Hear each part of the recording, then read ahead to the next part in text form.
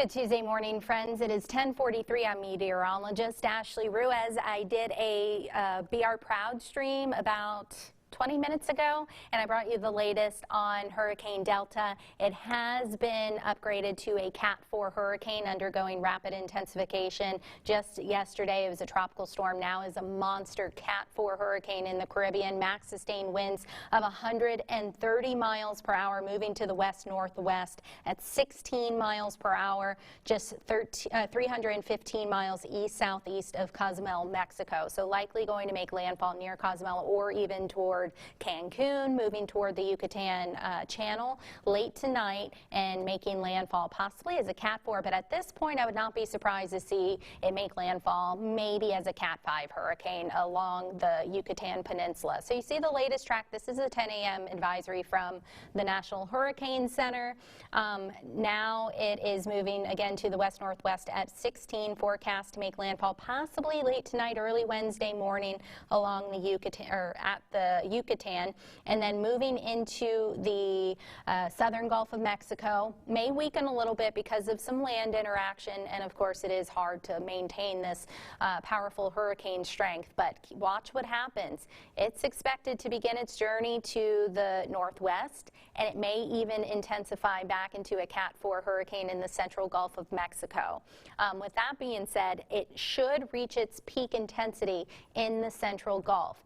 And again, with that being said, leading for further toward landfall, that's when we could possibly see the weakening trend beginning. So the National Hurricane Center has around Friday morning 125 mile per hour winds, making it a strong Cat 3 hurricane just basically due south of Louisiana, possibly making landfall late Friday night into early Saturday as either a Cat 2 or a Cat 3 hurricane. So then their next forecast point, I know it's a big gap in between 72 and about 96 hours. This is showing 7 a.m. Saturday over land. So it's kind of hard to say whether it may be forecast to be either a Cat 3 or a Cat 2, but either way, the weakening trend is expected, at least as it gets closer.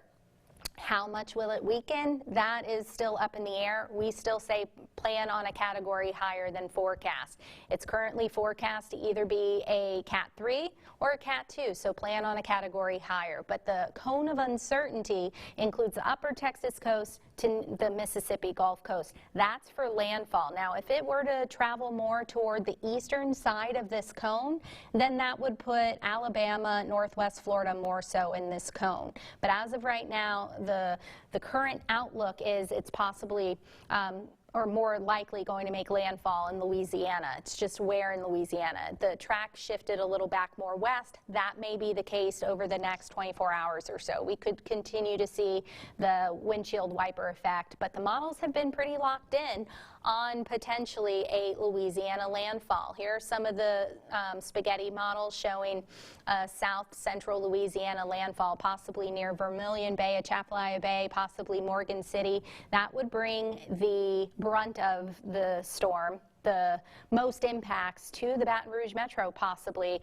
the core of the storm moving over our area. That's if it stays on its current path. That would put a lot of Acadiana possibly at risk, Baton Rouge, even New Orleans and areas, our bayou parishes as well, putting us under or giving us the threat for some significant impacts. Now, impacts will be felt well away from the center of the storm. I do want to stress that, especially if you do have a weakening storm, you can see that wind field expand. And so, again, impacts including flooding rains, tornadoes, strong winds, that will all be a risk even outside of the cone. So I do want to stress that importance as well.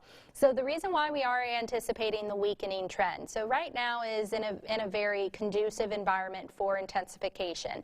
What you're looking at right now is the forecast wind shear. So the warmer colors that you see the greens, and you see even the The yellows, that's indicating some higher wind shear, which that's what we're going to have along the northern Gulf Coast.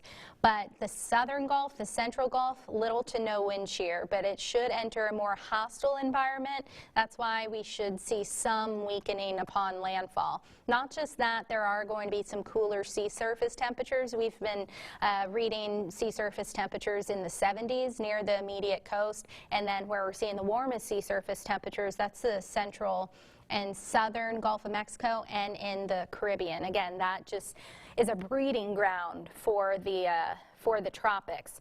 I'm going to show you some of the computer models. This is a European model. Of course, this is an earlier run. We'll have to wait for the afternoon run to see what the European model says, but it's honing in on more of a westerly track toward possibly southwest Louisiana. So we would still feel impacts here in the capital city, and even in southeast Louisiana, they just wouldn't be as significant.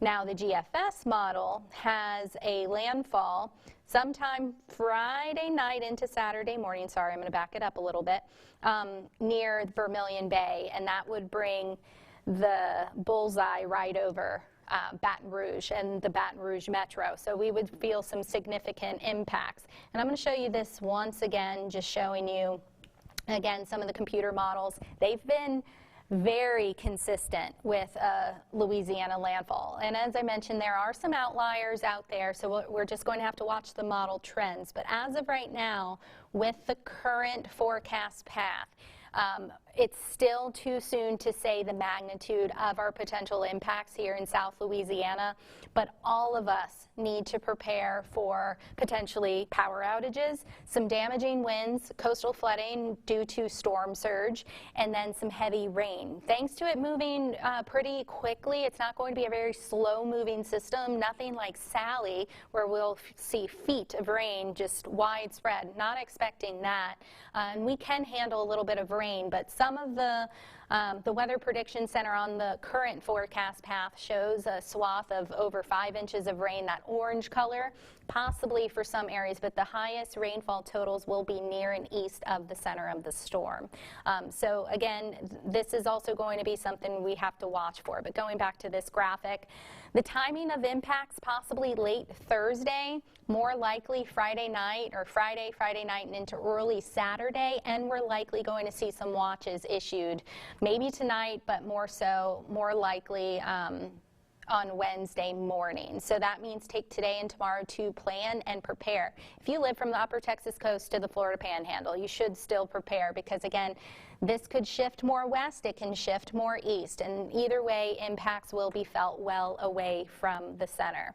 So I'm going to show you the track one more time just to kind of walk you through everything before we sign off. If you have any questions, feel free to type below. I'd be more than happy to answer them. This is the latest track. I showed you the broad view, but again, it is now a Cat 4 hurricane expected to make landfall in the near the Yucatan Peninsula, near maybe Cancun or Cozumel, and then weaken a little bit due to land interaction, moving into the southern Gulf tomorrow, and then it should re-intensify, possibly as a Cat 4 hurricane, maybe stronger. We'll have to see about that. But it should begin its weakening trend. I really don't want you to focus on, oh, it's going to be a weaker storm. No, don't focus on that. Focus on, we're looking at possibly some significant impacts here in South Louisiana. Plan on a strong hurricane strike later this week, Friday night into Saturday morning. Again, possibly making landfall as a Cat 2 or a Cat 3 hurricane. So again, plan on that.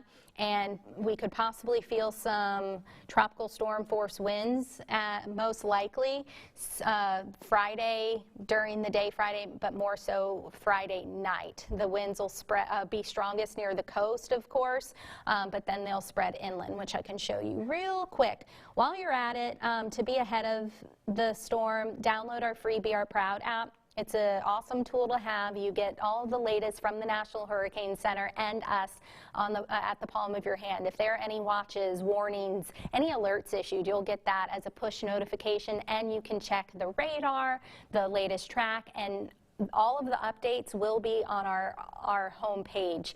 We have a Tracking the Tropics panel on our homepage on beourproud.com that we have a story together that that breaks down everything that you need to know.